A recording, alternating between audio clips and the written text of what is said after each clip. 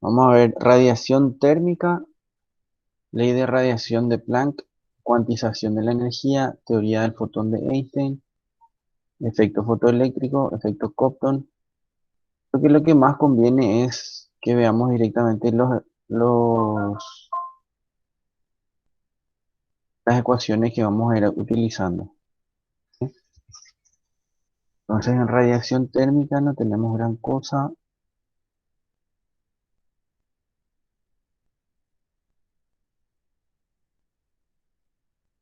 pues más bien para la teoría. La energía, vamos a leer esto, sí. Dice, Planck dedujo su ley de la radiación al analizar la interacción entre la radiación en el volumen de la cavidad y los átomos que forman las paredes de la cavidad. Planck supuso que los átomos se comportaban como osciladores minúsculos, cada uno con una frecuencia de oscilación característica, cada uno con una frecuencia de oscilación característica. Clásicamente, la energía de los minúsculos osciladores es una variable suavemente continua. Planck hizo una suposición radical. Los osciladores atómicos no deben emitir ni absorber ninguna energía, sino solo energías seleccionadas de un conjunto discreto, definidas por, y tenemos esta ecuación. ¿Qué significa eso? Eso significa, esta es la cantidad de energía que puede tener un oscilador atómico del que nos está hablando esta presentación, ¿sí? La cantidad de energía que puede tener un oscilador atómico, ¿sí? Ahora, ¿qué es lo que sacamos? ¿Cuál es la conclusión de esta parte específicamente? Dice que esos osciladores no pueden tener cualquier energía. O sea, si poniéndole números, ¿verdad? Si nosotros podemos tener de 0 a 10 joules de energía, no es que pueden tener todos los valores, ¿sí? Solamente pueden tener algunos de los valores posibles. Y esos algunos valores están dados por esta ecuación. ¿Qué es cada cosa? Bueno, n es el número cuántico, h es la constante de Planck y f es la frecuencia del oscilador atómico. El número cuántico puede variar según esta expresión, o sea, n puede valer 1, 2, 3, etcétera. ¿Ya? Entonces, en la naturaleza, si estamos trabajando ya con átomos, o sea, estamos hablando de fotones, electrones y átomos, son partículas pequeñas, ¿verdad? Entonces, decimos que esos cuerpos no pueden tener todos los valores posibles, sino que siempre va a ser un valor que esté dado según esta ecuación. Tiene que poder tener valores dentro de un conjunto discreto. Y dice, de la fórmula se deduce que la energía de un oscilador atómico se cuantifica. Los niveles de energía del oscilador están espaciados igualmente HF, que era H la constante de Planck, y F la frecuencia del oscilador, ¿sí? El intervalo entre niveles contiguos. O sea, cada intervalo tiene un paso que tendría una distancia de HF. ¿Qué es HF? Energía, ¿sí? Generalmente cuando se trabaja en fotones, electrones y átomos, o en este capítulo, trabajamos con energía en electronvoltios. Bueno, entonces acá lo que tenemos es un gráfico de la cantidad de energía que puede llegar a tener en función a la frecuencia.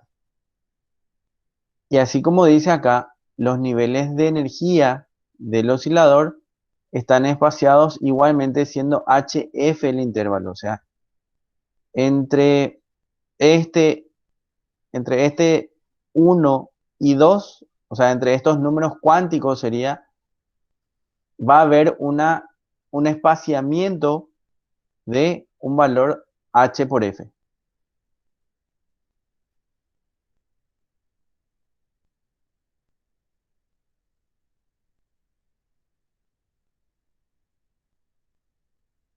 Observación dice, el electrón voltio. Ya creo que todos saben, pero no está de más.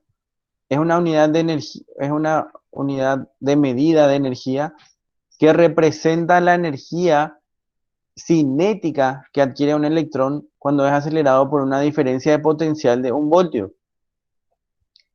Equivale a 1,602 por 10 a la menos 19 joules, obteniéndose este valor de multiplicar la carga del electrón, que es 1,602 por 10 a la menos 19 coulomb, por la unidad de medida del potencial eléctrico, que es 1 voltio, ¿sí? La unidad de potencial eléctrico dice, o sea, 1 voltio. Ahora, de ahí saltamos a la teoría del fotón. Dice, en 1905, Einstein realizó una suposición sobre la naturaleza de la luz, que se comporta como si la energía se concentrase en paquetes llamados fotones. La energía de un fotón está dada por esta fórmula. Ya vimos esto hace rato, ¿verdad? ¿Qué era eso? Era el paso en el gráfico anterior, ¿sí? Era la distancia entre una energía y otra. Entonces, ¿qué fue lo que dijo Einstein? Que la energía se concentraba en paquetes. ¿Paquetes de qué? Paquetes de fotones. Y cada fotón puede llegar a tener una energía de H por F, ¿sí? ¿Qué quiere decir eso? Que el mínimo valor de energía que puede tener un fotón va a estar dado por esta ecuación.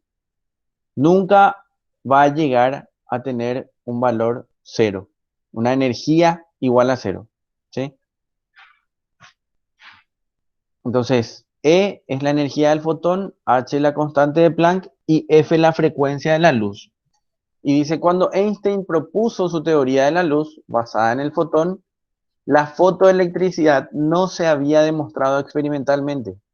Las mediciones fotoeléctricas experimentales fueron realizadas con éxito por Millikan en 1916, comprobando la ecuación formulada por Einstein. De acuerdo con la teoría especial de la relatividad, toda partícula con energía también debe tener cantidad de movimiento. Esto no es nuevo, ¿verdad? También tiene que tener cantidad de movimiento, aun cuando no tenga masa en reposo, como es el caso de los fotones. Entonces, un fotón de energía E tiene una cantidad de movimiento P y va a estar dado por esta ecuación. La energía del fotón va a ser igual a P, que es la cantidad de movimiento, por la velocidad de la luz. Y de ahí nosotros podemos decir que esta energía, que es la energía del fotón, y dijimos que valía H por F, entonces podemos despejar el valor de la cantidad de movimiento. Y F sobre C es lo mismo que escribir 1 sobre lambda, ¿sí? Entonces podemos tener la cantidad de movimiento en función a la constante de Planck y en función a la longitud de onda. Y dice, la dirección del movimiento del fotón es la dirección en la que se mueve la onda electromagnética. Esas sí son ecuaciones que vamos a ir utilizando. Después tenemos el efecto fotoeléctrico. ¿Qué es el efecto fotoeléctrico? Dice, consiste en la emisión de electrones por un metal cuando se hace incidir sobre él una radiación electromagnética. ¿Qué pasa? Nosotros acá tenemos un metal. El metal está compuesto por átomos. Los átomos tienen electrones. Si nosotros hacemos incidir una luz o una radiación electromagnética, como dice acá, ¿verdad? los electrones del material, del metal que estamos analizando, pueden llegar a excitarse, ¿sí? Eso es lo que pasa con el efecto fotoeléctrico. ¿Y qué sucede cuando se excitan? Pueden llegar a abandonar ese material, el metal. Dice, el efecto fotoeléctrico fue descubierto por Hertz en 1887, pero la explicación teórica fue hecha por Einstein en 1905. La energía que hay que dar a un electrón para expulsarlo al exterior se llama función trabajo. Y la frecuencia mínima necesaria para que un electrón escape del metal recibe el nombre de frecuencia umbral, ¿sí? Estos, estas definiciones son importantes. ¿Qué dice acá? La energía, cada vez que hablemos de función trabajo, vamos a estar hablando de la energía. Función trabajo es energía. ¿Qué energía? La energía que hay que dar a un electrón para expulsarlo del material. A eso se le llama función trabajo. Y la frecuencia mínima necesaria para que un electrón escape del metal se llama frecuencia umbral. ¿Sí? Aquí era igual, o cómo sabemos que cuánta energía tiene un fotón. La energía del fotón dijimos que era igual a H por F, ¿sí? Que era H la constante de Planck. Entonces, ¿la energía de qué depende? O sea, ¿qué variable tiene? La frecuencia, ¿sí? Entonces, la mínima frecuencia va a ser la frecuencia umbral. Y la mínima energía que necesita el electrón para escaparse del material se llama función trabajo.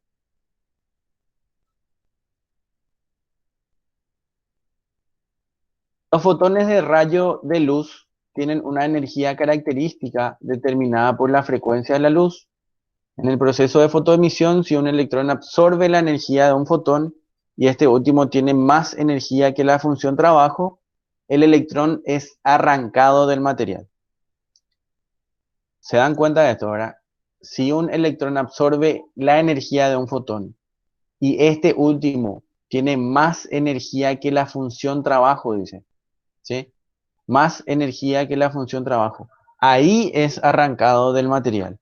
Entonces, la función trabajo es el umbral, es la cantidad de energía mínima que necesita para ser arrancado. Si la energía del fotón es demasiado baja y el electrón no puede escapar de la superficie del material, aumentar la intensidad del haz no cambia la energía de los fotones constituyentes, solo cambia el número de fotones. En consecuencia, la energía de los electrones emitidos no depende de la intensidad de la luz, sino de la energía de los fotones. Cuando el fotón es absorbido, parte de la energía se utiliza para liberar el electrón del átomo y el resto contribuye a dotar de energía cinética a la partícula libre. ¿Qué significa eso? Que si nosotros tenemos un fotón que tiene más energía que la función trabajo, entonces,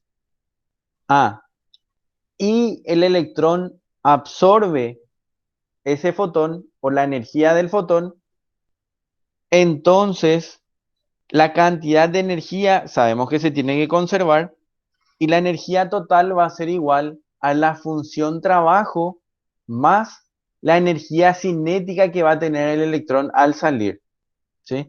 ¿Por qué? Porque la energía, la función trabajo es la mínima energía que necesita para liberarse el electrón.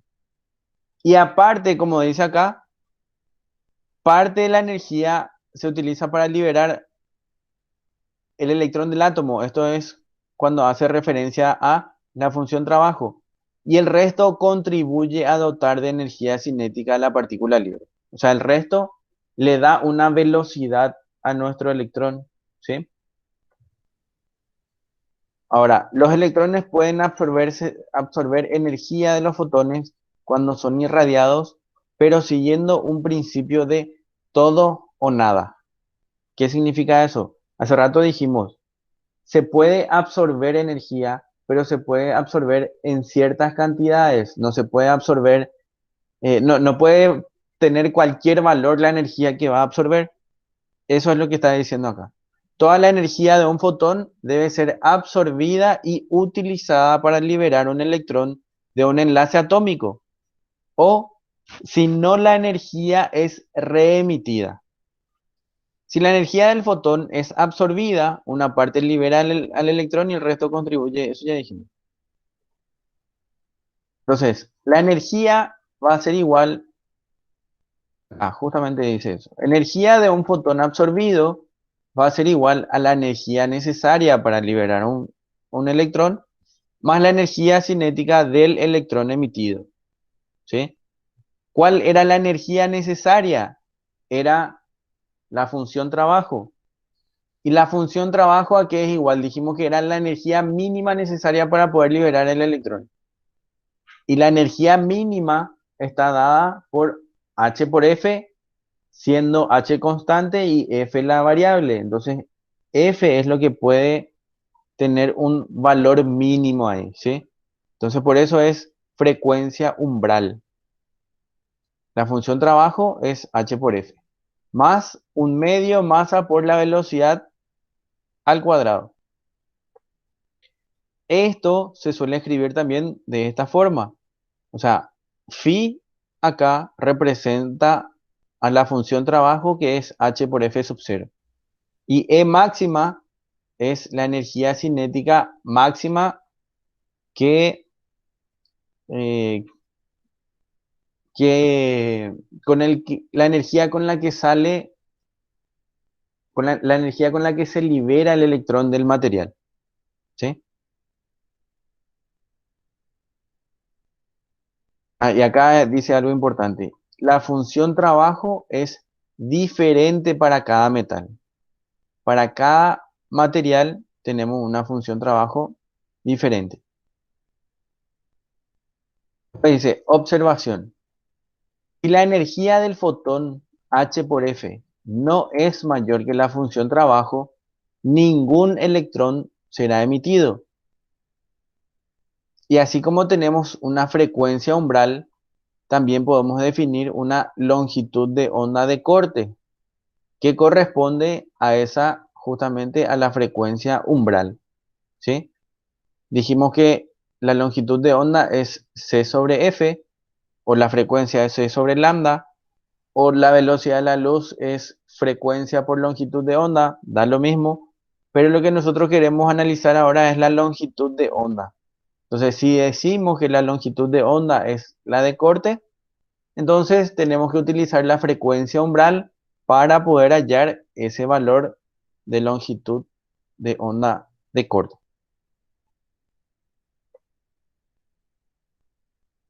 Dice, longitudes de onda más grandes que lambda sub 0, incidentes sobre un material que tiene una función de trabajo phi, no originan la emisión de fotoelectrones.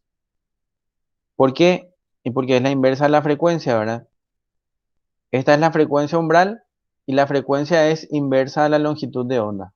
Entonces, si nosotros tenemos frecuencia umbral para cualquier valor mayor a la frecuencia umbral, entonces se pueden liberar electrones. En cambio, para cualquier valor de longitud de onda menor a la longitud de onda de corte, ahí se van a poder liberar electrones. Si la longitud de onda es mayor que la longitud de onda de corte, entonces no originan la emisión de fotoelectrones. A ver, acá dice en la figura dos electrodos conductores, el ánodo y el cátodo, están dentro de un tubo de vidrio al vacío. La batería u otra fuente de diferencia de potencial forma un campo eléctrico cuya dirección es de ánodo a cátodo. Acá tenemos.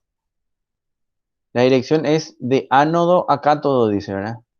Acá tenemos un amperímetro, acá tenemos una fuente de tensión. Dice, cuando la luz de frecuencia F mayor que la frecuencia umbral llega a la superficie del cátodo, causa la emisión de electrones del cátodo hacia el ánodo y crea una corriente en el circuito externo. Si la batería se coloca de modo que la fuerza del campo eléctrico sobre los electrones los regrese hacia el cátodo, se puede determinar la energía cinética máxima de los electrones emitidos, haciendo que la diferencia de potencial sea justo lo suficiente para que se detenga la corriente. A este potencial V sub 0 se lo llama potencial de frenado. Esto es para expresar de otra forma el, el efecto fotoeléctrico. Dice, conforme un electrón se mueve del cátodo al ánodo, el potencial de frenado efectúa un trabajo de menos la carga del electrón por el potencial de la fuente sobre el electrón. El electrón con más energía sale del cátodo con una energía cinética máxima igual a un medio masa por velocidad al cuadrado y tiene energía cinética cero en el ánodo. Aplicando la relación entre trabajo y energía se obtiene esta expresión